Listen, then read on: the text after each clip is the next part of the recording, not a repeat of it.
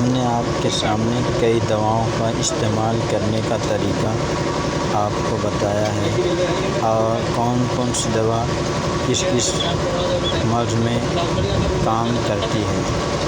ये भी हमने आपके सामने कुछ वीडियो आपके सामने पेश किया था और ये भी वीडियो आपके सामने पेश कर रहा हूँ। ये दवा कई चीज़ों में इस्तेमाल की जाती है, जैसा कि ये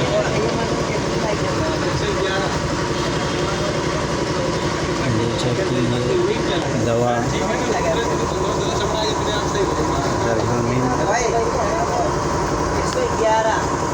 दर्दुनिल टैबलेट है। इस टैबलेट को इसमें एक छोटी गोली और एक बड़ी गोली है। दोनों को इस्तेमाल करने का तरीका यही है।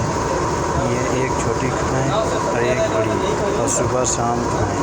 और ये दवा गठिया, हड्डी पेन या नर पेन, कोई भी पेन हो, कोई भी दर्द हो, उसमें इस्तेमाल की जाती है।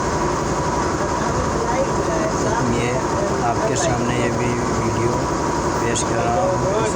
आप इसे इस्तेमाल कर आपके मार्केटों में भी मिल सकती है। आप इसे इस्तेमाल करके देखना चाहते हैं तो देख सकते हैं।